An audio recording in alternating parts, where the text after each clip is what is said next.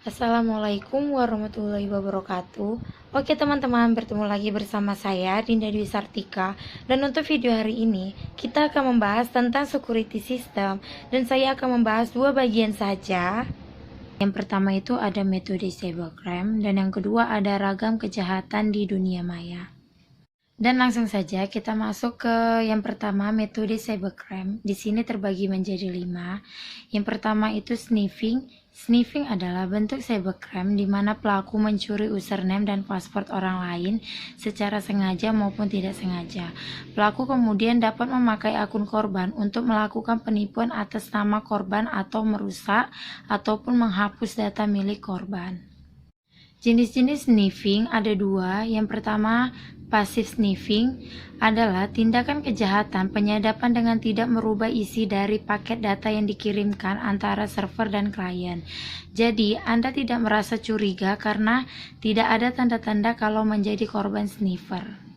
Dan yang kedua, active sniffing adalah tindakan kejahatan penyadapan dengan cara mengubah isi paket data dalam jaringan. Cara mencegah sniffing adalah dengan tidak melakukan aktivitas yang sifatnya rahasia, misalnya itu seperti email, e-banking, chatan rahasia, dan lain-lain. Pada suatu jaringan komputer yang belum Anda kenal, misalnya warnet atau kantor yang memiliki komputer yang sangat banyak yang dihubungkan dalam satu jaringan, Anda harus mengenal orang-orang yang memegang komputer dalam jaringan tersebut. Kenalilah dengan baik apakah mereka pengguna komputer biasa atau pengguna komputer yang memiliki pengetahuan hacking. Dan yang kedua, destructive device. Ini adalah program atau software berisi virus di mana tujuannya adalah untuk merusak atau menghancurkan data-data di dalam komputer korban. Contoh programnya adalah seperti worm, trojan horse, nux, email booms, dan lain-lain.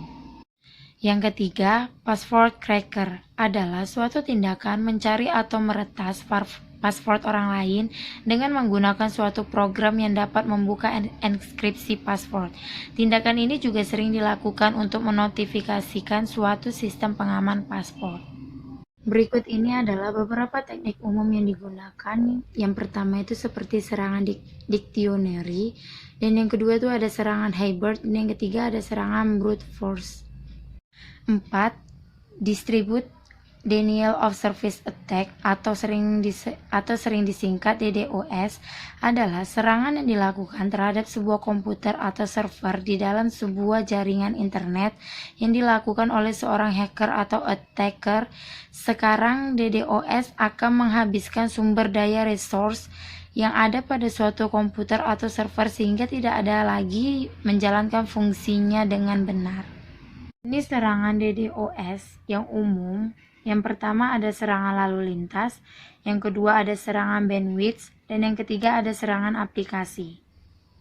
Cara mencegah serangan DDoS yang membuat sistem berhenti bekerja ada 4. Yang pertama itu memperbarui sistem operasi ke versi terbaru, dan yang kedua membatasi akses dari dan ke sistem sehingga bisa menyaring trafik data yang masuk dan keluar pada komputer atau server yang Anda gunakan.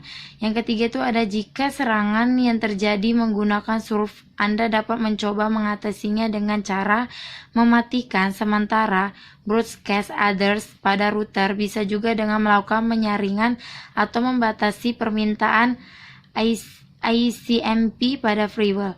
Dan yang keempat ada menggunakan perangkat lunak keamanan tambahan untuk sistem.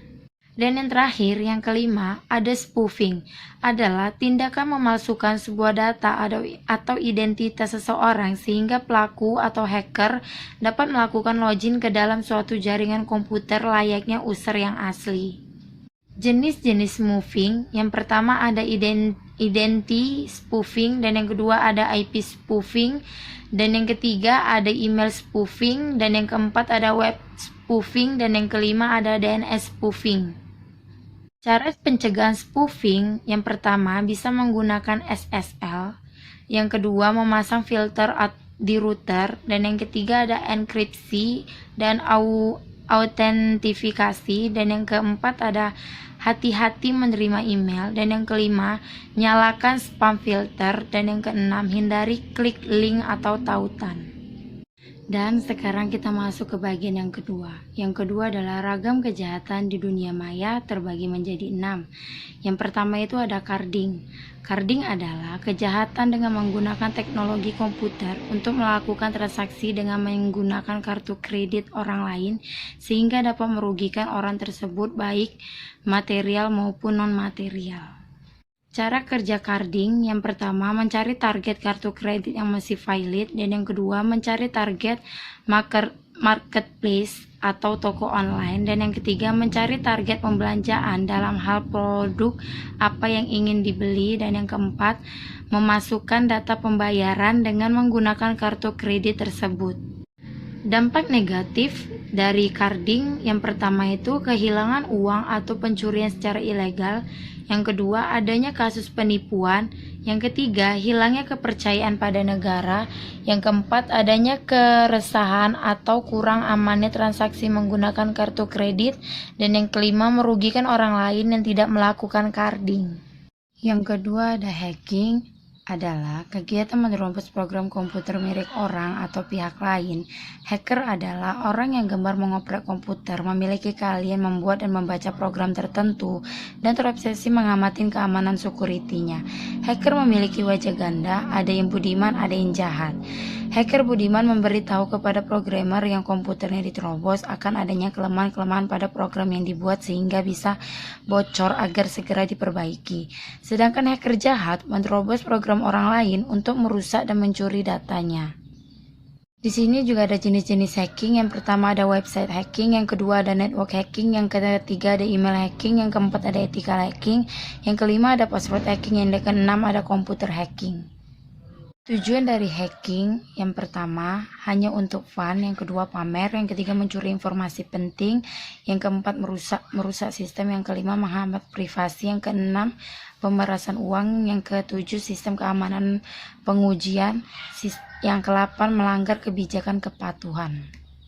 Kerugian dari hacking yang pertama, besar pelanggaran keamanan, yang kedua sistem yang tak sah akses pada informasi pribadi, yang ketiga pelanggaran privasi, yang keempat menghambat sistem operasi, yang kelima serangan penolakan jasa, yang keenam serangan berbahaya pada sistem. Dan yang ketiga adalah hacking untuk tujuan jahat. Sebutan untuk cracker adalah hacker bertopi hitam atau black hat hacker. Beberapa dengan carder yang hanya mengintip kartu kredit. Cracker mengintip simpanan para nasabah di berbagai bank atau pusat data sensitif lainnya untuk keuntungan diri sendiri.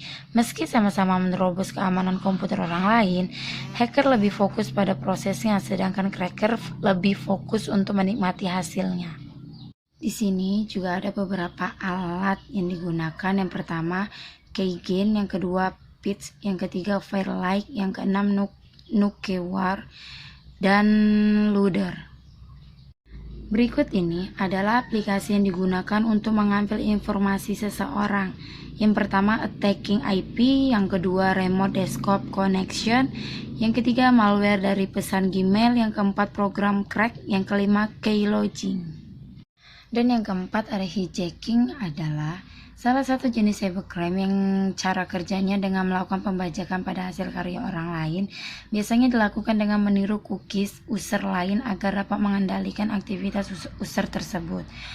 Atau pengertian lainnya tentang hijacking adalah suatu kegiatan yang berusaha untuk memasuki atau menyelinap ke dalam sistem melalui sistem operasional lainnya yang dijalankan oleh seseorang pelaku. Tujuan dari hijacking adalah sama dengan para cracker, namun para hijacking melakukan lebih dari para cracker. Selain mengambil data dan informasi pendukung lain, tidak jarang sistem yang dituju juga diambil alih atau bahkan dirusak. Jenis-jenis dari hijacking, yang pertama ada pack hijacking, yang keenam ada hijack attack, yang ketiga ada bluejacking, yang keempat ada DNS hijacking, yang kelima ada browser hijacking, yang keenam ada domain hijacking, dan yang ketujuh ada hijacking disk, yang ke-8 ada homepage hijacking, yang ke-9 ada happy hijacking, yang ke-10 ada reverse domain hijacking, yang ke-11 ada session hijacking. Yang kelima, defacing adalah bagian dari kegiatan hacking web atau program application yang memfokuskan target operasi pada perubahan tampilan dan konfigurasi fisik dari web atau program aplikasi tanpa melalui source kode program tersebut. Sedangkan device itu sendiri adalah hasil akhir dari kegiatan cracking. Tekniknya adalah dengan membaca source kodenya terus mengganti image dan editing HTML tag. Di sini juga ada jenis-jenis web device. Yang pertama ada full of text, yang kedua hanya menambahi pada sebagian halaman saja.